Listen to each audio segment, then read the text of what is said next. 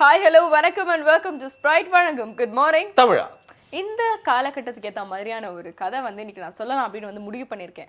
எங்க திரும்பினாலும் வந்து பாத்தீங்கன்னா வந்து துட்டு மணி மணி அப்படிங்கிற ஒரு பாட்டு தான் வந்து காதுல வந்து கேட்டுட்டே இருக்கு இல்லையா? ஸோ அந்த அளவுக்கு வந்து இருக்கும்பொழுது வந்து நேற்று வரைக்கும் வந்து பாத்தீங்கன்னா பயங்கர ஒரு பவர் ஸ்டார் மாதிரி வந்து பயங்கரமா இருந்த ஒரு 500 ரூபாயும் 1000 ரூபாயும் வந்து இன்னைக்கு வந்து பாத்தீங்கன்னா வந்து கடைநிலை ஊழியர் மாதிரி வந்து மாறிட்டாங்க. ஸோ இதுக்கு வந்து கோயின்சர் ஆகிற மாதிரி ஒரு கதை வந்து ரீசெண்டாக வந்து படிச்சு வரணும். ஏன்னா அப்படின்னு வந்து பாத்தீங்கன்னா ஒரு ஹோட்டல் அங்க வந்து தங்குறதுக்காக வந்து பாத்தீங்கன்னா ஒரு பயணி வந்து வராங்க. ஸோ அவங்க என்ன பண்றாங்க, இந்த ஹோட்டல் மேனேஜர் கிட்ட வந்து ஒரு 100 ரூபா வந்து கொடுத்துட்டு இதை நீங்க வச்சுக்கோங்க, நான் வந்து கிளம்பும் போது வாங்கிக்கிறேன் அப்படின்னு சொல்றேன். சரி ஓகே, எதுக்கு இவர் கொடுக்குறான்னு தெரியலையே அப்படின்னு சொல்லிட்டு சரி ஓகே நீங்க கிளம்பும்போது வாங்கிக்கோங்க அப்படின்னு சொல்லிட்டு அவரும் எடுத்து பாக்ஸ்ல வந்து வச்சிடுறாரு. அதுக்கப்புறம் என்ன பண்றாரு அப்படின்னா, இந்த மேனேஜர் வந்து ஒரு மளிகை கடைக்காரர்கிட்ட வந்து அக்கௌண்ட் வச்சிருந்தார். ஸோ அவர் நேரா வந்துட்டு எனக்கு வந்து நீ பாக்கி செட்டில் பண்ணல அந்த 100 ரூபாய் வந்து கொடு அப்படின்னு வந்து கேட்ட உடனே இவர் என்ன பண்ணிடுறாருன்னா அந்த 100 ரூபாய் எடுத்து வந்து கொடுத்துடுறாரு. இந்த மளிகை கடைக்காரன் வந்து வாங்கிட்டு போயிடுறாரு. அவர் என்ன பண்றாரு, அவருக்கு உடம்பு சரியில்லை அப்படின்னு சொல்லிட்டு ஒரு டாக்டர் கிட்ட வந்து போறாரு. டாக்டருக்கு வந்து ஃபீஸா என்ன பண்றாருன்னா 100 ரூபாய் கொடுப்பாருன்னு சொன்னோடனே அவர் அந்த 100 ரூபாய் வந்து எடுத்து கொடுத்துடுறாரு. இந்த டாக்டரும் அதை வாங்கி வச்சுக்கிறாரு. அதுக்கப்புறம் இந்த டாக்டர் வந்து பாத்தீங்கன்னா இந்த மேனேஜருக்கோட ஃப்ரெண்டு. ஸோ அவர் வந்து முன்னாடி ஏதோ ஒரு கைமாத்தா வந்து சில்லறை இல்லைன்னு ஒரு 100 ரூபாய் வாங்கினது வந்து திருப்பி கொடுக்கணும்னு சொல்லிட்டு அவர் வந்து மீட் பண்ண வரும்போது என்ன பண்ணிடுறாருன்னா அந்த 100 ரூபாய் வந்து மேனேஜர் கிட்டே வந்து திருப்பி வந்துடுது. இப்போ அந்த மேனேஜர் வந்து கையில் வச்சிருக்காரு. அதுக்கப்புறம் கிளம்பும்போது அந்த பயணி வந்த உடனே இந்தாங்க உங்களுடைய 100 ரூபாய் அப்படின்னு வந்து திருப்பி கொடுத்துறாரு. அந்த பையனை என்ன பண்றாரு, அந்த 100 ரூபாய் வாங்கி இப்படி கிழிச்சு போட்டுறாரு. இவருக்கு வந்து பயங்கர ஆச்சரியம், என்னப்பா 100 ரூபாய் வந்து கிழிச்சு போட்டார்? இல்ல அந்த 100 ரூபாய் வந்து ஆக்சுவலா செல்லா காசு, சரி அது வந்து எந்த அளவுக்கு ரொட்டேஷன் ஆகுது அப்படின்னு பார்க்கலான்னு சொல்லிட்டு தான் உங்ககிட்ட கொடுத்தேன், நீங்க பரவாயில்ல அப்படியே வச்சிருந்துருக்கீங்க அப்படின்னு வந்து சொல்றாரு. இப்போ உங்ககிட்ட கேள்வி, இதுல வந்து யார் வந்து நஷ்டமாயிருக்கான்னு சொல்ல முடியுமா? நான் கேட்ட வரைக்கும் இந்த ஸ்டோரியில பாத்தீங்கன்னா 3 பேருக்குமே நஷ்டம் தான் சௌமியா. இந்த கதை வந்து பாத்தீங்கன்னா ஆக்சுவலா வந்து ஒரு குரு வந்து ஒரு சிஷ்யர் கிட்ட வந்து சொல்லி இதே கேள்விதான் வந்து கேட்டிருக்காரு. அந்த சிஷ்யரும் பாத்தீங்கன்னா அவங்கள மாதிரி தான் வந்து பதில் சொல்லியிருக்காரு. அதுக்கு அந்த குரு வந்து சொல்லியிருக்காரு, அப்படி கிடையாது, ஆக்சுவலா வந்து அது ஒரு வெத்து தாள் மட்டும்தான், இன்ஃபேக்ட் அது செல்லா காசு தான். அதுக்கு வந்து ஒரு 100 ரூபாய் அப்படிங்கிற ஒரு மதிப்பை வந்து யார் கொடுத்தா, ஒரு 10 ரூபாய் நோட்டா இருக்கட்டும், 20 ரூபாய் நோட்டா இருக்கட்டும், இல்ல 1000 ரூபாய் நோட்டா இருக்கட்டும், மூணுமே வந்து வெறும் காகிதங்கள் தான். அதுக்கு வந்து அதுக்கான ஒரு மதிப்பை நாம வந்து கொடுக்கும் பொழுதுதான் வந்து பாத்தீங்கன்னா அது ஒரு நாணயமாவோ இல்ல அது ஒரு பணமாவோ வந்து மாறுது. இந்த ஒரு ஃபேக்ட் வந்து நீங்க புரிஞ்சுக்கிட்டீங்கன்னா நீங்க ஜென்னிலே அடைஞ்சிடலாம் அப்படின்னு சொல்லிட்டு முடிச்சாரு. ஜென்னிலே அடையறதுக்கு இன்னொரு பகுதி காத்துட்டு இருக்கு இல்லையா? வல்லமைக்குள் பகுதியில் அப்படிதான் ஒரு நல்ல விஷயம் கத்துக்க போறோம், பார்க்கலாம்.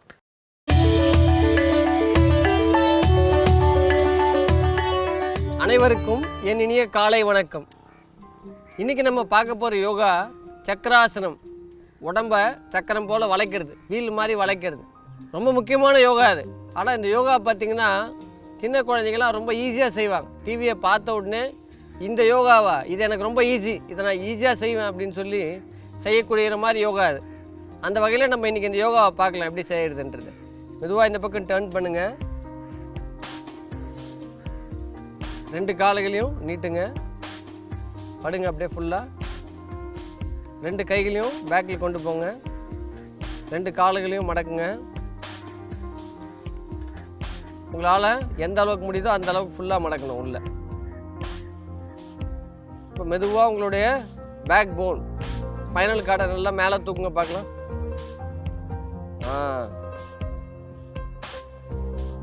இதே பொசிஷனில் இருந்து 10 கவுண்ட் பண்ணணும். 1 2 3 4 5 6 7 8 9 10. ரிலாக்ஸ், மெதுவாக உட்காரலாம்.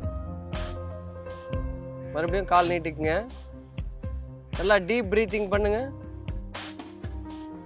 2 தடவை டீப் ப்ரீத்திங். மறுபடியும் அதே மாதிரி பண்ணலாம். இன்னொரு தடவை 2 கால்களை மடக்குங்க. 2 கைகளையும் பேக்கில் வைக்கணும். நல்லா ரைஸ் பண்ணுங்க பார்க்கலாம்.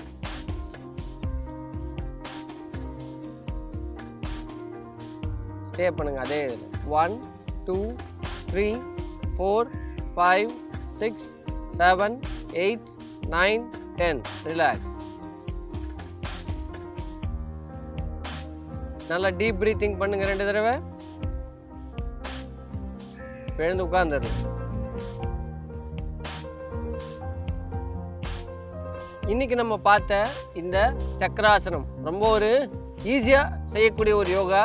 சின்ன குழந்தைங்க உங்கள் வீட்டில் செஞ்சாங்கன்னா தயவு செய்து செய்யட்டும், தடுக்காதீங்க. உங்களுடைய ஸ்பைனல் கார்டு, உங்களுடைய முதுகெலும்பு எந்த அளவுக்கு ஃப்ளெக்சிபிளாக இருக்கோ அந்த அளவுக்கு உங்களோட குழந்தை ரொம்ப சுறுசுறுப்போடு இருப்பாங்க, ஃபுல் எனர்ஜியோடு இருப்பாங்க. அந்த வகையில் இது பண்ணும்போது உங்களுக்கு பேக் பெயினே வராது. உங்களோட குழந்தைங்க இந்த யோகாவை டெய்லி பண்ணுற மாதிரி பார்த்துக்குங்க. ஆரம்ப நிலையில் 10 கவுண்ட் பண்ணால் போதும். அப்புறம் மெதுவாக கொஞ்சம் கொஞ்சமாக இன்க்ரீஸ் பண்ணி 30 கவுண்ட் 40 கவுண்ட் வரைக்கும் கூட பண்ணலாம். ஆனால் இந்த யோகாவை தினமும் பண்ணணும். சாப்பிட்டதுக்கப்புறம் செய்யக்கூடாது. இந்த யோகாவை சாப்பிட்றதுக்கு முன்னாடி தான் செய்யணும். முழு வயிறோடு இந்த யோகா செய்யக்கூடாது. மீண்டும் உங்களை நாளைக்கு வேறு ஒரு யோகாவோட பார்க்கலாம். நன்றி, வணக்கம். ஒரு வாழ்க்கை நல்லா வாழணும் அப்படின்னா வந்து அதுக்கு தேவையான இன்க்ரீடியன்ஸாக நிறைய விஷயங்கள் வந்து நம்ம வந்து செஞ்சுட்ருக்கோம் வாழ்நாள் ஃபுல்லாக. ஆனால் வாழ்நாள் ஃபுல்லாக நம்மளுக்கு வந்து ஒரே இன்க்ரீடியன்ட் வந்து எல்லா இன்க்ரீடியன்ட்டில் இருக்கக்கூடிய சக்தியை வந்து ஒன்றா சேர்த்து கொடுக்கும் அப்படிங்கிற மாதிரி தான் இந்த பகுதியில் நம்ம கற்றுக்கூடிய விஷயங்களா இருக்குது அப்படின்னு சொல்லலாம் இல்லையா? நிச்சயமா இது மாதிரி வந்து எல்லா இன்க்ரீடியன்ட்டும் அப்படின்னு வந்து சொன்னீங்க. ஆனால் குறிப்பாக வந்து உப்பு காரம் வந்து எல்லாத்துலேயுமே வந்து இருக்கணும் இல்லையா? ஸோ அந்த ஸ்பைஸ் ஆட் பண்ணுற மாதிரி எக்கச்சக்கமான விஷயங்கள் உங்களுக்காக நம்மளுடைய நிகழ்ச்சியில் காத்துட்ருக்கு. ஒரு சின்ன விளம்பர இடைவேளைக்கு அப்புறமா தொடர்ந்து பேசலாம். இது உங்கள் ஸ்ப்ரைட் வழங்கும் குட் மார்னிங் தமிழ்.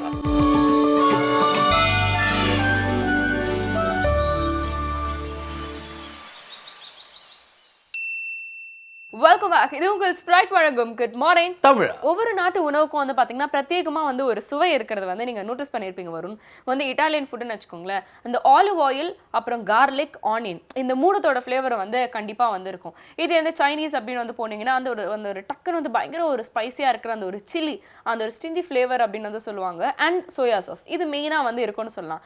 நம்மளுடைய கலாச்சாரத்தில் வந்து எடுத்த உடனே பார்த்தீங்கன்னா இந்த ஒரு ஃப்ளேவர் இருக்கா இது இந்தியன் அப்படின்னு எதை சொல்லுவாங்க சொல்லுங்க பார்க்கலாம். இது ஒரு மசாலா தான், ஒரு கறி. அந்த கறிக்கான பேசிக் என்னன்னு பாத்தீங்கன்னா வந்து இஞ்சியும் பூண்டும். இந்த ரெண்டு இன்கிரிடியன்ட்டும் வந்து பாத்தீங்கன்னா வேற எந்த ஒரு காம்பினேஷனுமே வந்து வரவே வராது. வேற எந்த குசினுமே வரவே வராது. நம்மளது தான் வந்து வருது. அண்ட் இது வந்து மோஸ்ட் ஹெல்த்தியரான ஒரு காம்பினேஷன் அப்படின்னு சொல்றாங்க. ஓகே, ஃப்ளேவர்ஸ் நல்லது தான். ஆனா அது என்ன மாதிரியான ஒரு சத்து கொடுக்குது, என்ன மாதிரி ஆட் ஆன் நம்ம ஹெல்த்துக்கு சேர்க்குது அப்படிங்கறது முக்கியமான விஷயம் சொல்ல வரீங்க இல்லையா? ஸோ ஒவ்வொரு பொருள் பத்தியும் ஒவ்வொரு விஷயங்கள் பத்தியும் வந்து உணவே மருந்து அப்படிங்கிற பகுதியில நம்ம கன்சிஸ்டண்டா தெரிஞ்சிட்டு இருக்கோம். ஸோ அந்த மாதிரி தான் என்னைக்கும் தெரிஞ்சுக்க போறோம். பார்க்கலாம்.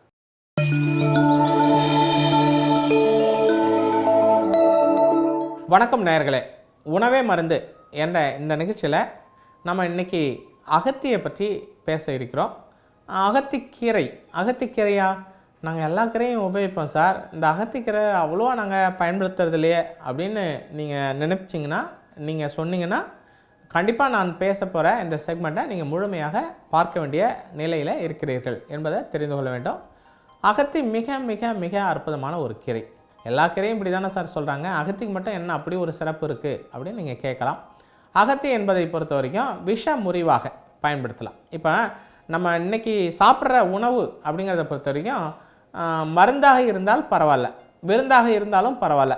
ஆனால் இன்றைக்கி நாம் சாப்பிட்ற உணவுகள் எல்லாமே விஷமாக இருக்கிறது, விஷமாகி போய்விட்டது.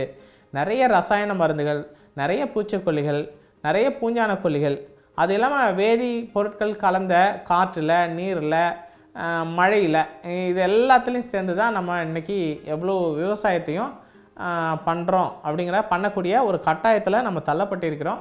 அப்போ அந்த நிலையில் இந்த பூச்சிக்கொல்லிகள்லாம் சேர்ந்த இந்த மருந்துகளை நம்ம வந்து உணவாக சாப்பிடுகின்ற போது நமக்கே தெரியாமல் நம்முடைய உள் உறுப்புகள், கிட்னி ஃபெயிலியர், லிவர் ஃபெயிலியர், இந்த மாதிரி நிறைய வந்து பாதிப்புகள் ஃப்யூச்சரில் பிற்காலத்தில் ஏற்படக்கூடிய ஒரு நிலையில் நம்ம வாழ்ந்து கொண்டிருக்கிறோம். இப்போ இதை வந்து நீங்கள் ஒவ்வொரு உணவையும் கொண்டு போய் லேபில் கொடுத்து, சார் நான் காலையில் வந்து சிறுகீரை வாங்கியிருக்கிறேன், இந்த சிறுகீரையில் எவ்வளோ விஷம் இருக்குது, எவ்வளோ பூச்சிக்கொல்லி மருந்து இருக்குன்னு டெஸ்ட் பண்ணி சொல்லுங்கள் அப்படின்னு நம்ம கேட்டு வாங்கி சாப்பிட முடியாது. ஒரு நாளைக்கு நம்ம கறி வாங்குகிறோம் அப்படின்னா இந்த கறியில் எவ்வளோ வந்து பூச்சிக்கொல்லி மருந்து அடங்கி இருக்குது கொஞ்சம் பார்த்து டெஸ்ட் பண்ணி சொல்லுங்கன்னா அந்த டெஸ்ட் பண்ணுறதுக்கே 15,000 ரூபா ஆகிடும். அதனால் வந்து இது வந்து சாத்தியமில்லாத ஒரு விஷயம். அதனால் மார்க்கெட்டில் விற்கிது, நல்லா அழகாக இருக்குது, பூச்சி கிடைக்காமல் இருக்குது அப்படின்னா நம்ம எடுத்து பேஸ்கெட்டில் போட்டு எடுத்துகிட்டு வீட்டுக்கு வந்து சமைச்சு சாப்பிடுவது தான் நம்ம வழக்கமாக வைத்திருக்கிறோம். அப்போ அந்த மாதிரி இருக்கின்ற போது இந்த பூச்சிக்கொல்லிகள், பூஞ்சான கொல்லிகள் அப்படிங்கிறத பொறுத்த வரைக்கும் இதை வந்து நம்ம தவிர்ப்பது அப்படிங்கிறது ரொம்ப முடியாத ஒரு காரியமாக தான் இருக்கிறது. அதனால் வந்து நம்ம என்ன தான் வந்து ரொம்ப ஹெல்த் கான்ஷியஸாக இருந்து நம்ம பார்த்து காய் வாங்கினாலும், பார்த்து பழம் வாங்கினாலும், பார்த்து கீரை வாங்கினாலும் அதில் பூச்சிக்கொல்லிகள் இருக்கிறதா அப்படிங்கிறத நம்ம இல்லையா அப்படிங்கிறத அறுதிட்டு சொல்ல முடியாத நிலையில் இருக்கிறோம்.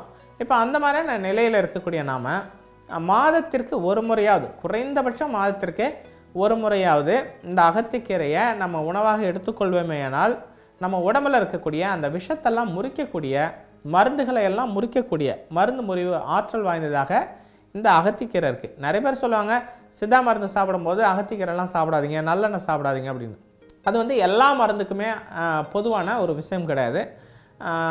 இந்த பாஷான மருந்துகள் ஏதாவது வந்து வைத்தியர் சொல்லியிருக்கிறாங்க, பத்திய மருந்துகள் ஏதாவது சொல்லியிருக்காங்கன்னா தான் அந்த மருந்துகளுக்கு மட்டுமே நம்ம வந்து இந்த அகத்திக்கீரையை தவிர்க்க வேண்டிய அவசியம் இருக்கும். மற்றபடி மூலிகை மருந்து சாப்பிட்றீங்க அதனால் அகத்திக்கீரை சாப்பிடக்கூடாது அப்படின்னாலும் ஒன்றும் கிடையாது. அதை வந்து நம்ம மனதில் வைத்துக்கொள்ள வேண்டும். ரெண்டாவது வந்து இந்த அகத்திக்கீரை என்பதை பொறுத்த வரைக்கும் குடல் புண்ணால் யாராவது பாதிக்கப்பட்டிருக்கிறாங்க, அல்சர் இருக்குது சார், நான் டெய்லி டைஜின் மாத்திரை வாங்கி போட்டுப்பேன் சார், எவ்வளோ நாளாக போட்டுருக்குறீங்க அப்படின்னு கேட்டிங்கன்னா, அது இல்லை சார், அது எனக்கு வினவு தெரிஞ்சனால ஒரு 15-20 வருஷமாக கையில் எப்பயும் நான் பாக்கெட்டில் வச்சுருப்பேன் சார், லேசாக நெஞ்சு கறிக்கிற மாதிரி நின்னா ஒரு மாத்திரை எடுத்து போட்டுப்பேன், இல்லைனா ஒரு ஸ்பூன் மருந்து எடுத்து நான் பாட்டும் குடிச்சிட்டு போயிட்டே இருப்பேன் சார் அப்படின்லாம் சொல்லக்கூடியதை நம்ம பார்க்க முடியும். ஆனால் இந்த மருந்துகளை தொடர்ச்சியாக சாப்பிடுகின்ற போது அது பல்வேறான பக்க விளைவுகளையும் ஃப்யூச்சரில் கேன்சர் மாதிரியான விஷயங்கள் வருவதற்காகவும் வரக்கூடிய ஒரு நிலையும் ஏற்படுத்தி விடக்கூடும். அதனால் வந்து இந்த மாதிரி அல்சருக்கு நம்ம வந்து இந்த டெம்பரவரி ரிலீஃப் கண்டினியூஸாக சாப்பிடுவதுங்கிறது உடம்புக்கு ஆரோக்கியத்தை கேடு செய்யக்கூடிய ஒரு நிகழ்வாக முடிந்துவிடும்.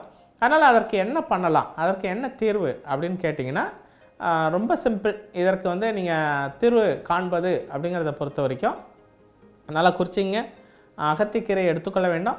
அந்த அகத்திக்கீரை எடுத்துக்கொண்டு நிழலிலே உலர்த்த வேண்டும்.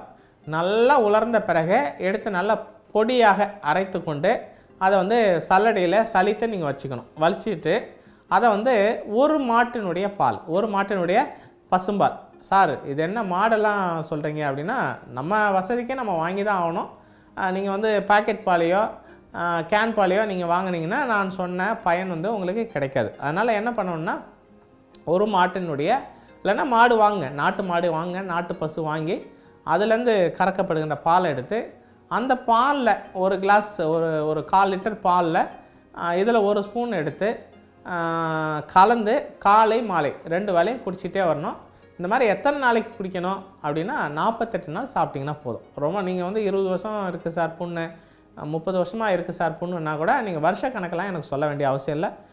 சரியாக 48 நாள் இதை சாப்பிட்டிங்கனாலே இந்த குடல் புண் எந்த வகையான குடல் புண்ணாக இருந்தாலும் முற்றிலும் முழுதாக குணமாக நீங்கள் பார்க்க முடியும். அதனால் இது வரைக்கும் நீங்கள் அகத்திக்கீரையை சாப்பிடாதவர்களாக இருந்தாலும் கூட இந்த நிகழ்ச்சியை பார்த்த பிறகு அகத்திக்கீரையை குடும்பத்தோடு சாப்பிடக்கூடிய ஒரு நிலையை நீங்கள் உருவாக்கணும் என்பது தான் என்னுடைய எண்ணம். உணவே மருந்து என்பது மட்டுமல்ல, அகத்திக்கீரையே மருந்தாக கூட நீங்கள் எடுத்துக்கொள்ள முடியும். நன்றி, வணக்கம்.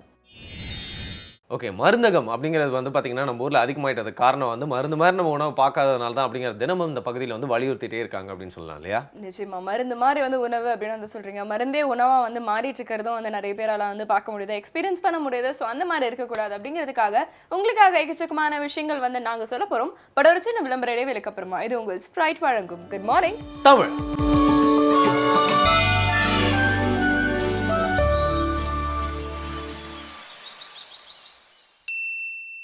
Welcome back. இது உங்கள் ஸ்ப்ரைட் வழங்கும் குட் மார்னிங் தமிழ். திவ்யா செந்தில் இன்னைக்கு நம்மளுக்காக வந்து பாத்தீங்கன்னா கிவி பைனாப்பிள் வந்து செஞ்சு காமிக்க போறாங்க. இன்ஃபேக்ட் வந்து இந்த டயபெட்டிக் ப்ரோன் கண்ட்ரியான நம்ம வந்து அதிகமா வந்து பாத்தீங்கன்னா நிறைய இது சம்பந்தமான மித்ஸ்லாம் வந்து கேள்விப்பட்டிருப்போம். இது வந்து ரொம்ப முக்கியமானது வந்து பாத்தீங்கன்னா இந்த ஃப்ரூட்ஸ் வந்து எடுத்துக்க கூடாது இந்த டயபெட்டிக் பேஷண்ட்ஸ் அப்படின்னு வந்து சொல்லுவாங்க. ஏன்னா வந்து ஃப்ரூட்ஸ்ல வந்து பாத்தீங்கன்னா வந்து கொஞ்சம் சுகர் கண்டென்ட் இருக்கு, அதனால வந்து அவங்களுக்கு அந்த சுகர் லெவல் ரேஸ் ஆகும். இந்த மாதிரி சொல்றது வந்து ஆக்சுவலா வந்து பாத்தீங்கன்னா முற்றிலும் வந்து போய்.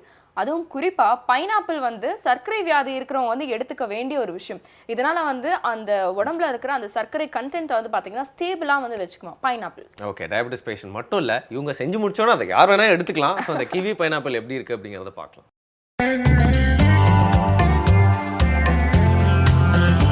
அனைவருக்கும் வணக்கம்.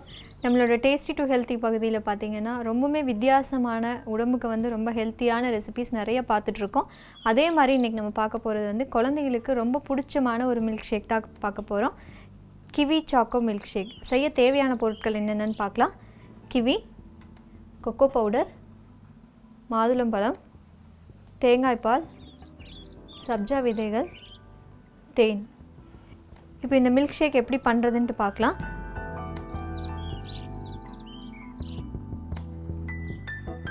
ஃபஸ்ட்டு வந்து இதில் கிவி ஆட் பண்ணிக்கிறேன்.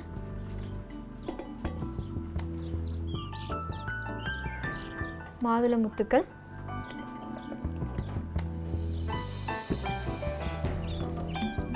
ஒரு ஸ்பூன் அளவுக்கு கொக்கோ பவுடர்,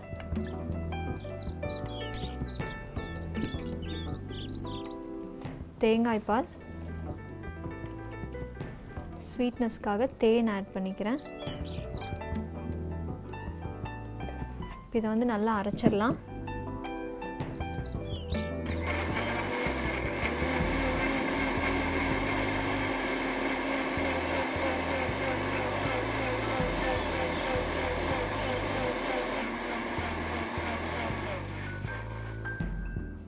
இப்போ நம்மளோட கிவி சாக்கோ மில்க் ஷேக் தயாராகிடுச்சு. இதை நான் வந்து கிளாஸில் மாற்றிக்கிறேன்.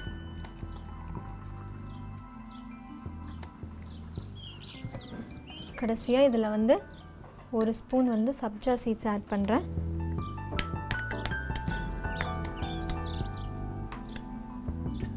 கொஞ்சமாக மேலே மாதுளம்பழம் ஆட் பண்ணுறேன்.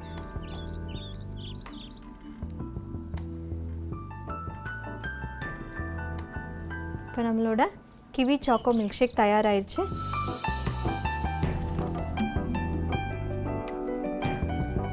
இப்போ இந்த கிவி ஃப்ரூட் வந்து நம்ம எடுத்துக்கையில் ஒரு சதைப்பற்றுள்ள ஒரு நல்ல புளிப்பான ஒரு பழம் சாப்பிட்டு ஒரு திருப்தி இருக்கும். அதே மாதிரி இந்த கிவி ஃப்ரூட் அப்படிங்கிறதுல பார்த்திங்கன்னா நம்ம ரெகுலராக நம்ம டயட்லேயோ இல்லை வந்து ஏதாவது இந்த மாதிரி ஜூஸஸ்ஸு மில்க் ஷேக் இப்படி எடுத்துகிட்டு வந்தோன்னா நம்மளோட டீத் கம்ஸுக்கு வந்து ரொம்ப நல்லது. அதே மாதிரி இப்போ இதில் பார்த்திங்கன்னா குழந்தைங்களுக்கு ரொம்ப பிடிச்ச ஒரு சாக்லேட் டேஸ்ட்டும் இதில் இருக்குது. தென் வந்து நம்ம சப்ஜா சீட்ஸும் ஆட் பண்ணியிருக்கோம். இப்போ இந்த சப்ஜா சீட்ஸ் அப்படிங்கிறது வந்து குழந்தைங்களுக்கு உடம்புக்கு ரொம்ப நல்லது. அதே மாதிரி வந்து ரொம்ப குளிர்ச்சி தரக்கூடிய ஒரு விதை. இப்போ இது பார்த்திங்கன்னா ரொம்பவுமே டேஸ்டி அண்ட் ஹெல்த்தியான ஒரு மில்க் ஷேக் வந்து இப்போ நம்ம பண்ணியிருக்கோம். Kiwi choco milkshake. கண்டிப்பாக நீங்களும் இது உங்கள் வீட்டில் ட்ரை பண்ணி பாருங்கள். மீண்டும் நாளை வித்தியாசமான உணவுடன் சந்திக்கிறேன். நன்றி, வணக்கம். கிவி பைனாப்பிள் அப்படிங்கிற ஒரு சூப்பரான விஷயத்தை சொல்லியிருக்காங்க. அதாவது என்னென்ன பழங்கள் வேணால் எடுத்து சாப்பிடலாம், சரியான கலவைகள் எப்படி அதை கலக்கணும் அப்படிங்கிறது வந்து திவ்யா செந்தில் மூலியமாக தான் தெரிஞ்சுக்கிட்டோம் அப்படின்னு சொல்லலாம். ஆனால் இன்றைக்கி வந்து நம்ம வந்து பார்த்திங்கன்னா அதை ஏற்கனவே சொல்லியிருந்தீங்க, ஒரு டயபிட்டிஸ் பற்றின ஒரு ஸ்டீரியோ டைப் இருக்குன்னு சொல்லி நிறைய பேருக்கு ஒரு தவறான தகவல் போய் சேருது அப்படின்னு வந்து சொல்லியிருக்காங்க. பொதுவாக வந்து இந்த டயபிட்டிஸ் பேஷண்ட்ஸ்லாம் வந்து ஃப்ரூட்ஸ் அதிகமாக எடுக்கக்கூடாது அப்படிங்கிறது வந்து பொய்ன்னு சொல்லியிருந்தாங்க. அது மட்டும் இல்லாமல் உண்மை. ஏன்னா இப்போ நிறைய வகையான இனிப்பு வகைகளில் வந்து பார்த்திங்கன்னா நம்ம அதிகமாக எடுத்துக்கிறது இந்த குளுக்கோஸ் அண்ட் ஃப்ருக்டோஸ் தான். குளுக்கோஸ் தான் வந்து நம்ம உள்ளே தள்ளிக்கிட்டே இருக்குமே நிறைய உணவுகள் மூலியமாக. தவறான சர்க்கரை அந்த இனிப்பை தான் வந்து நம்ம வந்து தவிர்க்கணும். ஃப்ருக்டோஸ் அப்படிங்கிறது ஃப்ரூட்ஸ்ல வந்து வரக்கூடிய அந்த இனிப்பு. ஸோ அதை முடிஞ்ச அளவுக்கு நம்ம டயட்ல சேர்த்துக்கிறது தவறே இல்லை. என்ன தவறே இல்லை தானே? எக்ஸாக்ட்லி. ஸோ இது மாதிரி வந்து தவறான செய்திகள் எல்லாம் வந்து கொஞ்சம் ஒடிச்சு கட்டிட்டு நிறைய நல்ல விஷயங்கள்லாம் வந்து எடுத்து சொல்றோம். ஒரு சின்ன விளம்பர இடைவேளைக்கு அப்புறமா இது உங்கள் ஸ்ப்ரைட் வழங்கும் குட் மார்னிங் தமிழா.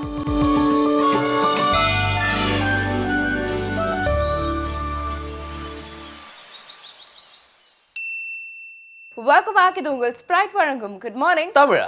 ஓய்வு பெற்ற எஸ்பி திரு கலையமூர்த்தி அவர்கள் வந்து பார்த்தீங்கன்னா அந்த ஒரு ராபரி கேஸ் பற்றின ஒரு விஷயம் வந்து 2 நாளாக வந்து சொல்லிட்டு இருந்தாங்க. ஸோ அந்த கதையுடைய கிளைமேக்ஸ் தான் இன்னைக்கு. தொடர்ந்து இந்த கேஸ் பற்றி வந்து நிறைய விஷயங்கள் நம்ம கூட பகிர்ந்துட்டே இருக்காரு. இன்னைக்கு அதோட முடிவு இது வரைக்கும் நம்மளுக்கு தெரியாத ஒரு தகவல், ஒரு ட்விஸ்ட் தான் இன்னைக்கு வந்து வச்சு காத்துட்டு இருக்காரு. என்ன சொல்ல போறாரு அப்படிங்கிறத பார்க்கலாம்.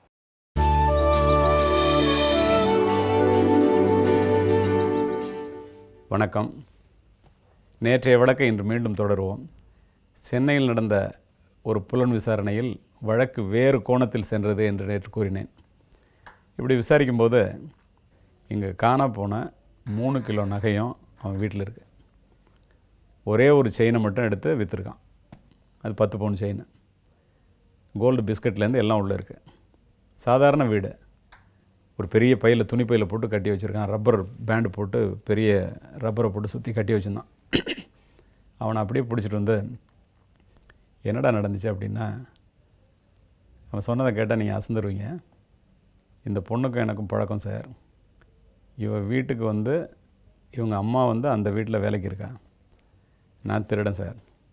ஆனால் திருடன்னா திருட்டு தொழில் தவிர வேறு எதுவுமே செய்ய மாட்டேன் சார். இப்படி வந்து நான் வந்து திருடணும்னு முடிவு பண்ணும்போது இவ வந்து என்கிட்ட சொன்னால், எங்கள் அம்மா வேலை பார்க்குற வீட்டில் அந்த சேட் வீட்டில் பணம் நிறையா இருக்குது, லாக்கர் ரூமெல்லாம் அடியில் இருக்கான் அப்படின்னு சொல்லிட்டு இருந்தான். சரி, நம்ம கல்யாணம் பண்ணிட்டோம்னாக்கா நம்ம 2 பேரும் வெளிநாட்டுக்கு போய் அல்லது வெளியூருக்கு போய் வேறு ஸ்டேட்டுக்கு போய் நம்ம பிழைச்சிக்கலாம். நீ எனக்கு ஒரு ஹெல்ப் பண்ணணுன்னா என்னன்னு கேட்டேன். என்ன செய்யணுங்கிறத நான் சொல்லி கொடுத்தேன் சார். அவள் தான் செஞ்சா. எப்படி உள்ளே வரலான்னு கேட்டேன். அவளே எனக்கு ஐடியா கொடுத்தேன். பின்னால் ஏணி இருக்குது, அதை போய் நான் எடுத்து வச்சிட்றேன், மேல் கதவை திறந்து வச்சிடறேன், சந்தேகம் வராதான்னு கேட்டாள். நான் கேட்டேன் அவள்கிட்ட. அவள் வந்து பூ பறிக்க போகிற மாதிரி நான் பண்ணிடுறேன், அதுக்கப்புறம் நீ என்ன உயிரே போனாலும் என்ன காமிச்சு கொடுக்கக்கூடாது, எங்கள் அம்மா அங்கே வந்து 20 வருஷம் சாப்பிட்ருக்கா அப்படின்லாம் சொன்னா சார். ஆனால் திருடுறதுக்கு ரெடி ஆகிட்டா, அதுக்கு உதவி பண்ணுறேன்னு சொல்லிட்டா. சம்பவத்து அன்றைக்கி என்ன நடந்திருக்குன்னு ஆக்சுவலாக விசாரணையில் தெரிஞ்சுன்னா, இந்த அம்மா 3 கதவையும் பூட்டிட்டு இவங்க வந்து உள்ளே வந்து சாப்பிட்றதுக்கு உட்கார்றாங்க. அப்போ காலிங் பெல் அடிக்குது. இவங்க போய் கதவை திறக்கிறாங்க. திறந்தோடனே அந்த பொண்ணு வர்றா. என்னடி இந்த நேரத்தில் வந்திருக்க அப்படின்னோடனே எங்கள் அம்மாவை காணுமே இன்னும் வரலையா அப்படின்னு கேட்குறேன். அம்மா 6 மணிக்கே போயிடுச்சுன்னு சொல்கிறாங்க. அப்போது அக்கா நான் கொஞ்சம் பூ பறிச்சுக்கிறேன் அப்படின்னு சொல்கிறேன். போய் பறிச்சுக்க அப்படின்னு சொல்லிட்டு இவங்க சாப்பிட உட்காடுறாங்க. சாப்பிட்டுட்டு இருக்கும்போது தான் அவன் மேலே போகிறான். மேலே போய் இந்த செவுத்தில் இருக்கிற சாவியை எடுத்துகிட்டு போய் கதவை திறந்து பூ பறிக்கிறேன்னு சும்மா பேருக்கு பூ பறிச்சுட்டு கதவை சாத்திட்டு ஆக்சுவலாக திரும்ப பூட்டாமல் பூட்டினேன்னு பொய் சொல்லிவிட்டு அந்த சாவியை வந்து கொண்டு வந்து செவுத்தில் மாட்டிடுறான். அதுக்கு முன்னாலேயே பின்னால் இருந்த ஏணியை காம்பவுண்டில் போய் எடுத்துகிட்டு வந்து கரெக்டாக அந்த மேல் கதவு எந்த இடத்துல இருக்கோ அந்த இடத்துக்கு ஏறுற மாதிரி செவுத்தில் அதை சாத்தி இவளே வச்சிட்றான். வச்சுட்டு போயிட்டான். ராத்திரி மழை பெய்யுது. அதுக்கப்புறம் இவன் திருட வர்றான். திருடன் இல்லையா? திருட வரும்போது இந்த வீட்டுக்கு நேராக போனால் சந்தேகம் வருங்கிறதுனால ரோடு எதிர்த்த வீட்டுக்கு வந்து எதிர்த்த வீட்டு காம்பவுண்டில் ஏறி இப்படி குதித்து அது வழியாக வர்றதுக்கு பக்கத்தில் பாதை இருக்குது. ரோட்டை கிராஸ் பண்ணி வரணும். அதுக்குள்ளே ஏறி குதிக்கிறான். அங்கே அந்த வீட்டில் பேக் டோரு ஓப்பனாகவே இருக்குது. அந்த அம்மா பின்னாடி டோரை மூட மறந்துட்டாங்க, எதிர்த்த வீட்டுக்காரங்க. சரி இதில் என்ன இருக்கோ அதையும் எடுத்துகிட்டு அப்புறம் அங்கே போகலாமே, அங்கே தான் ரெடியாக எல்லாம் பண்ணி வச்சாச்சு, என்ன திருடனில் அதுக்குள்ளே உள்ள நுழையிறான். உள்ளே போனால் ஹஸ்பண்ட் அண்ட் ஒய்ஃப் தூங்கிட்டு இருக்கிறாங்க. ஒரே ஒரு வளையலும் வாட்ச் மட்டும் அந்த டேபிளில் இருக்குது. அதை போய் எடுக்கிறான். அங்கே தான் தங்கம் இவ்வளோ இருக்குன்னு சொன்னாங்களே, இதை எடுக்கணுமா வேண்டாமான்னு யோசிக்கிறான். எடுத்து பைக்குள்ளே போட்டுக்கிறான். உள்ளபடியே இந்த அம்மாவுக்கு அந்த வளையல் வந்து வாட்ச் வந்து காணா போனதை இந்த குழப்பம் வந்தோடனே அந்த அம்மா சொல்லவே இல்லை. அந்த அம்மாவும் தன்னுடைய கணவனுக்கு எதிர்த்த வீட்டில் வந்து கான்டாக்ட் இருக்குங்கிற ஒரு பயம் வந்துருச்சு. ஷூ எல்லாம் பார்த்தோன்னே என்ன நடந்துச்சுன்னா, இவன் உள்ளே அதை மட்டும் எடுத்துக்கிட்டு திரும்பவும் வெளிக்கதவை திறந்துக்கிட்டு வெளியில் போகிறான். நம்ம அங்கே அஃபென்ஸ் பண்ணும்போது தெரிஞ்சிருச்சுன்னா என்ன பண்ணுறது, இங்கே வந்துட்டு போனது யாராவது முழிச்சுக்கிட்டாங்கன்னா என்ன பண்ணுறது, கதவை வெளியில் லாக் பண்ணிடுறான். கால் வந்து தரையில் வச்சா ஃபுட் பிரிண்ட் கிடைச்சாக்க நம்மளை பிடிச்சிருவாங்க ஃபிங்கர் பிரிண்ட் மாதிரின்னு ஜெயிலில் இருக்கும்போது ஒரு குற்றவாளி சொன்னது உனக்கு ஞாபகம் வருது. அந்த இடத்துல பார்க்குறான் ஷூ இருக்குது. இவன் அந்த காலை ஷூக்குள்ளே விடுறான். சரியாக இருக்குது. அந்த ஷூவை போட்டுக்கிட்டு எதிர்த்த வீட்டுக்கு போகிறான். ஏணியில் வந்து ஏறும்போது மழை பெஞ்சதுனால அந்த ஷூவை வச்சு ஏறும்போது ஸ்லிப் ஆகுது. அப்படியே உதறி அந்த இடத்துல ஷூவை போட்டுறான். வெறுங்காலோட மேலே ஏறுறான். அப்போ காலை செவுத்தில் வைக்கும்போது தான் அந்த காலடி தடம் பதியுது. இந்த ஷூ அங்கேயே கிடக்கு. யார் எதிர்த்த வீட்டுக்காரன் ஷூ அங்கே போய் கழட்டி போடுறான். மேலே போய் அவள் ஏற்கனவே திறந்து வச்சுருந்த கதவு வழியாக உள்ளே போய் சாவியை போய் கரெக்டாக தலையணைக்கு அடியிலேருந்து எடுத்தேன் சார்னா. எப்படி அவனுக்கு தலையணுக்கு அடியில் சாவி இருக்கும், அந்த பொண்ணு சொன்னாளா அப்படின்னு கேட்டால், அந்த பொண்ணுக்கு நகை இருக்குன்னு தெரியும் சார், சாவி எங்கே இருக்குன்னு தெரியாது அப்படின்னு சொன்னேன். எப்படி கரெக்டாக எடுத்த அப்படின்னு கேட்டேன். அவன் சொன்னதை பார்த்திங்கன்னா, நம்ம எவ்வளோ கேர்ஃபுல்லாக ஆகிக்கணுங்கிறதுக்கு அவன்கிட்டே பதில் இருக்குது. மிஞ்சி மிஞ்சி போனால் நீங்கள்லாம் சாவியை எங்கே சார் வைப்பீங்க? ஒன்று பூட்டின இடத்துலையே பீரோவில் சாவி தொங்கும், இல்லைன்னா சாவி பீரோலுக்கு மேலே இருக்கும். அப்படி இல்லைன்னா பக்கத்தில் ஒரு ட்ராயரை திறந்து அந்த ட்ராயருக்குள்ளே போட்டு பூட்டிட்டு அந்த ட்ராயரை பூட்டின சாவி அதிலே இருக்கும். இல்லைன்னா லேடிஸாக இருந்தால் இடுப்பில் வச்சுருப்பாங்க, இல்லைன்னா தலையணைக்கு அடியில் வச்சுருப்பாங்க, இல்லைன்னா பெட்டுக்கு அடியில் வச்சுருப்பாங்க. இதெல்லாம் போய் மிஞ்சி மிஞ்சி போய் ரொம்ப புத்திசாலித்தனமாக செய்கிறேன்னா குப்பை கூடையில் போட்டு வச்சுருப்பாங்க சார். இதை தவிர நீங்கள் வேறு எங்கே சார் சாவி வைப்பீங்கன்னு கேட்டான். நானே யோசித்து பார்க்குறேன், எனக்கு வேறு எங்கே வைப்போன்னு தெரில. அப்படி இருக்கும்போது எல்லா இடத்தையும் பார்த்தேன் சார், ஒரு இடத்துலையும் இல்லை. நான் போய் அந்த தலையணையில் சாவி எடுத்தேன். எடுக்கும்போது அது பெரிய சாவி சார், லாக்கர் சாவி கொத்தாக இருந்துச்சு, கீழே விழுந்துருச்சு. இந்த ஆள் தண்ணி போட்டுட்டு படுத்துருந்தார், ஒரு மாதிரி அலங்கோலமாக படுத்துருந்தார். அந்த அம்மா இந்த சத்தம் கேட்டு முழிச்சிருச்சு. முழிச்ச உடனே நான் உசுன்னு இப்படி காமிச்சேன். அது அப்படியே பயந்துக்கிட்டு திரும்ப படுத்துக்கிச்சு. நான் ஏதாவது பண்ணிவிடுவேன்னு அது பயந்துச்சுன்னு தெரியும். ராத்திரியில் அப்படி பார்த்தா எப்படி இருக்கணும் உங்களுக்கே தெரியும் சார். அது எந்திரிக்கவே இல்லை.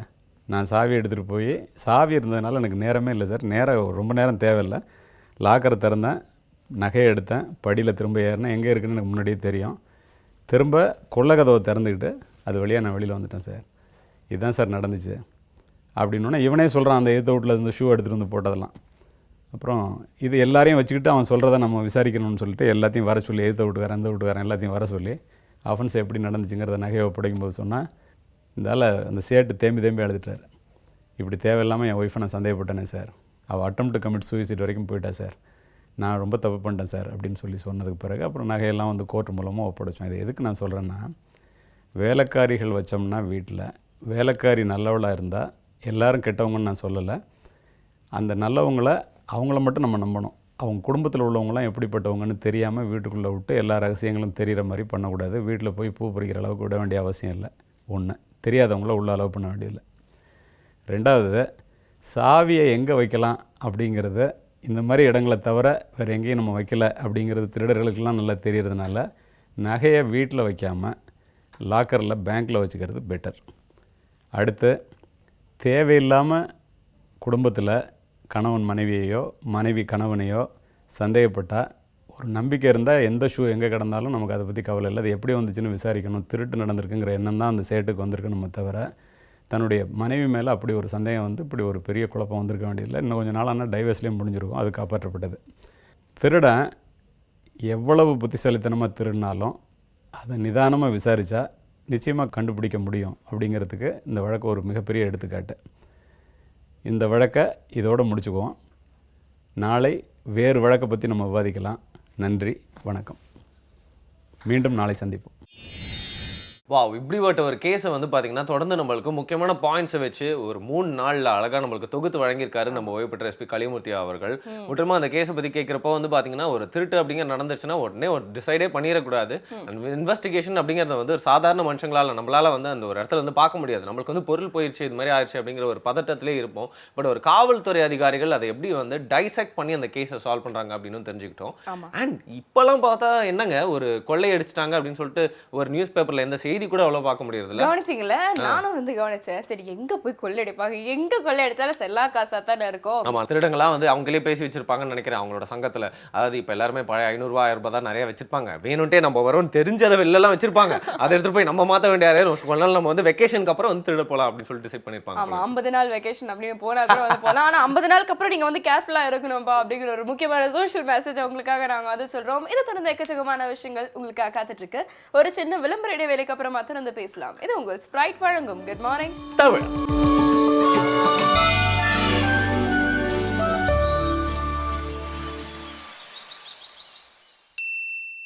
Welcome back. இது உங்கள் ஸ்பிரைட் வழங்கும் குட் மார்னிங் தமிழ். செய்தி துளிகள்ல வந்து இன்னைக்கு ஒரு பேங்க் ரோபோட் நியூஸ் காத்துட்டு இருக்கு. நானும் ஒரு ரோபோட் நியூஸ் வச்சிருக்கோம்ல. ஆஹா, அப்ப வாங்க பார்க்கலாம்.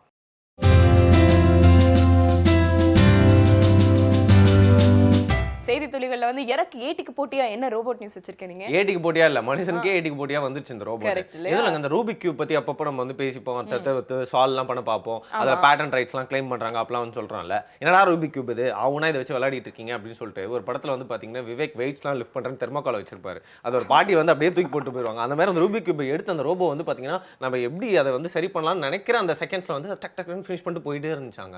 அதை பார்த்து எல்லாருமே வந்து ஃபர்ஸ்ட் ஆச்சரியப்பட்டது மட்டும் இல்லாம அதுக்கப்புறம் பயந்துட்டாங்களாம். பாருங்க, இந்த ரூபிக் கியூபே இது வந்து ஒரு பாட்டு ஒரு செகண்ட்ல கிளியர் பண்ணிட்டு போயிட்டே இருக்கு. நம்மளோட கஷ்டமான ப்ரோக்ராம்ஸ் இல்ல சம்ஸ் இல்ல வந்து ஏதாவது கால்குலேஷன்ஸ்லாம் இதுகிட்ட கொடுத்தா அது பாட்டு முடிச்சுட்டு போயிட்டே இருக்கும். இதை பார்த்து முதலாளிங்கெல்லாம் என்ன பண்ணுவாங்க, நம்மள வேலையை விட்டு தூக்கிடுவாங்கல்ல. ஸோ ரோபோட்ஸ்னாலே பயந்தாங்க அப்படின்னு பேசிட்டு இருக்காங்க.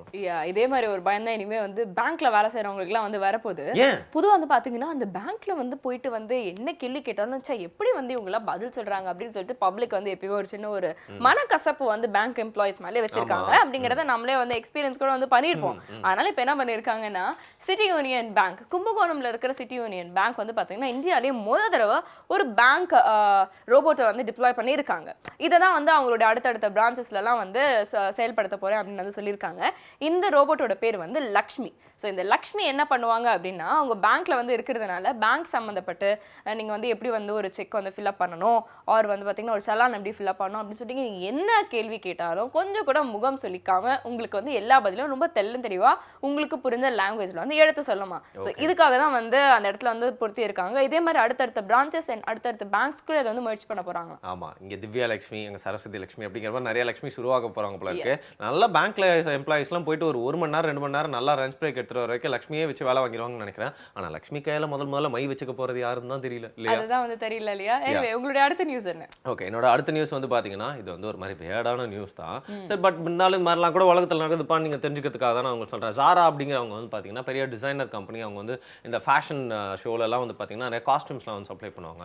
அவங்களோட ட்ரெஸ்லாம் ஆர்டர் பண்ணி நிறைய டாலர்ஸ் கணக்கில் தான் வந்து நிறைய பேர் வாங்குவாங்க.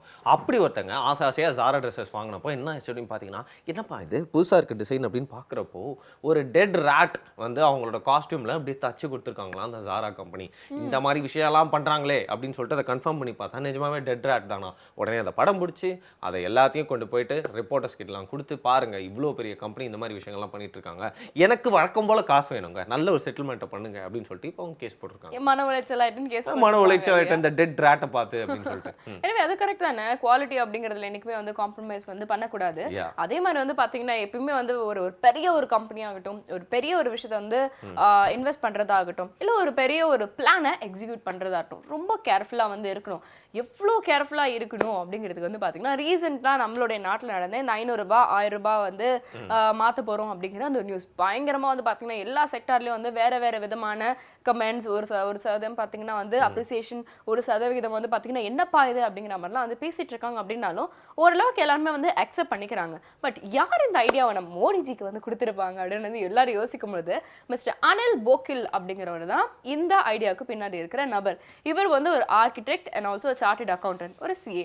அதனால இவர் தான் வந்து பாத்தீங்கன்னா வந்து இந்த ஐடியா வந்து கொடுத்துருக்காராம். இன்ஃபேக்ட் இதே மாதிரி அவர் நிறைய பிளான்ஸ்லாம் வந்து வச்சிருக்காராம், இந்த பிளாக் மணி அண்ட் வந்து கரப்ஷனை வந்து இந்தியால இருந்து ஒழிச்சு கட்டுறதுக்காக வந்து. ஸோ அடுத்தடுத்து இந்த மாதிரி நிறைய ட்விஸ்ட் அண்ட் டர்ன்ஸ் நீங்க வந்து எதிர்பார்க்கலாம். ஓகே, நம்ம பொதுவாக வந்து இந்த ட்ரெண்ட்ல கலக்கிட்டு இருக்க நிறைய வைரலான விஷயங்களை பார்த்தீங்கன்னா என்ன ஒரு ஆனந்தம் அந்த கரடிக்கு அப்படின்னு சொல்லிட்டு அடிக்கடி நிறைய பேர் இந்த டைலாக் யூஸ் பண்ணுவாங்க. அதை வந்து நம்ம வந்து பார்த்தோம், நிறைய ஜோக்ஸ்லாம் கூட அதை இன்க்ளூட் பண்ணியிருப்பாங்க. ஆனால் சைனாவில் ஒரு கரடிக்கு ஆனந்தமே இல்லையாங்க. குன்சாகோ அப்படின்னு ஒரு மாவட்டம் இருக்குது சைனாவில். அங்கே என்ன ஆச்சு அப்படின்னு பார்த்தீங்கன்னா ஆனந்தமாக இருக்க வேண்டிய ஒரு கரடி எப்போ பார்த்தாலும் சேடாகவே இருக்காங்க. அது வந்து வேர்ல்டு ஃபுல்லாக ரொம்ப வைரல் ஆயிடுச்சு. பீட்சா அப்படிங்கிற பேரில் இந்த கரடிக்கு வந்து பார்த்தீங்கன்னா சரியாக சாப்பாடே போட மாட்டாங்களாம், அதை கண்டுக்கவே மாட்டாங்களாம், பராமரிப்பே சரியில்லை அப்படிங்கிறனால அந்த கரடி முகத்தில் வந்து எக்ஸ்பிரஷன்லாம் வருமா மனுஷங்க மாதிரி அப்படின்னு சொல்லிட்டு யோசிக்கலாம் இல்லையா. ஆனால் ஒரு கரடியோட முகத்திலேயே எக்ஸ்பிரஷன் வந்திருக்குங்க. ரொமான்ஸ் வருமா இந்த மூஞ்சில அப்படிங்கிற மாதிரி வந்து பார்த்தீங்கன்னா அந்த கரடியோட முகத்தில் எப்போ பார்த்தாலும் வந்து சந்தோஷமே வராத மாதிரி ரொம்ப சேடாகவே இருக்கிறதுனால நிறைய பேர் இந்த ஃபோட்டோ எடுத்து இணையதளத்தில் போட்டதுனால அந்த அனிமல் ஆக்டிவிஸ்ட்லாம் வந்து அந்த ஜூக்கு எதிராக வந்து போராட ஆரம்பிச்சிட்டாங்களாம். ஒழுங்காக அந்த கரடியை ரிலீஸ் பண்ணுங்க, அது வைல்ட்லே கொண்டு போய் விடுங்க, அதுக்கும் ரைட்ஸ் இருக்குது, அதுவும் சிரிக்க வேணாமா, அதுவும் வந்து காமெடி சேனல்லாம் பார்த்து ஜோக்ஸ்லாம் பார்த்து என்ஜாய் பண்ண வேணாமா, அது காட்டுக்கே ஒழுங்காக அனுப்பி விடுங்க அப்படின்னு சொல்லிட்டு இப்போ கேஸ் போட்டதுனால எப்படியாவது அந்த கரடி அனுப்பி விடலாமா, இல்லை நல்லா பிரியாணி அதெல்லாம் போட்டு அதை பார்த்துக்கலாமான்னு நிறைய பேர் யோசிச்சு. இன்ஃபேக்ட் வந்து டேர்ம் பண்ணிட்டாங்க வேர்ல்ட்ஸ் சாடஸ்ட் பியர் அப்படின்னு சொல்லிட்டு பயங்கர வைரல் ஆயிட்டார் அவர். பட் பாவம் இல்லையா, கொஞ்சமாவது அவங்க வந்து கருணை காட்டலாம்ல. எனிவேஸ் இந்த மாதிரி பேசிட்டு இருக்கும்போது வந்து பாத்தீங்கன்னா கொஞ்ச நாளைக்கு முன்னாடி அந்த ஒலிம்பிக்ஸ் போட்டி வந்து நடந்தது இல்லையா. ஸோ ஒலிம்பிக்ஸ் போட்டியில வந்து இந்தியாவை ரெப்ரசென்ட் பண்ண first women golfer Aditi Ashok அப்படிங்கிறவர் தான் பாத்தீங்கன்னா இப்போ வந்து ரீசெண்டா வந்து ஒரு சாதனை பண்ணியிருக்காங்க. யூரோப்பியன் டூர்ல வந்து பாத்தீங்கன்னா அவங்க தான் வந்து first Indian women to win golf அப்படிங்கிற ஒரு பெரிய ஒரு கௌரவத்தை வந்து நம்மளுக்காக வந்து கொண்டு வந்திருக்காங்க. ஸோ இதனால வந்து பாத்தீங்கன்னா அந்த கோல்ஃப் விளையாட்டுல தான் வந்து அவங்க வந்து முறையா as an இந்தியன் விமனா வந்து வின் பண்ணியிருக்காங்க.